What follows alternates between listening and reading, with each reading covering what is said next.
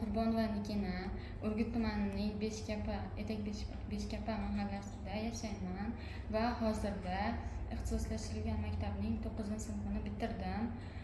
Bu axborot kutubxonasiga a'zo bo'lganimga 1 yil bo'ldi va bu vaqt davomida ko'plab kitoblarni o'qidim va bugun sizlarga Qora ko'zlar, Pirimqul Qodirovning Qora ko'zlar asarini o'qib tugatib, sizlarga mana shu kitobni tavsiya qilmoqchiman. Bu kitobda Oyko'l qishlog'ining qishloq tarzi, hayoti, xalqning yashash tarzi tasvirlab beriladi.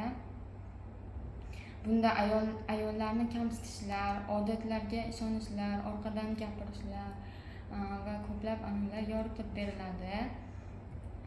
Bu kitob qahramoni bo'lgan Avaz odatlarga qaramay, urf-odatlarga qaramay, ularga qarshi chiqib, o'zini xotinini cho'ponlikka olib chiqadi. Keyin bir inson kitobda Xolbek o'z xotinining rubobini sindiradi. Bularga qarshi ayollar hukumatga chiqishadi va bularning hammasi yaxshilanadi. Oxirida hammasi yaxshi bo'ladi.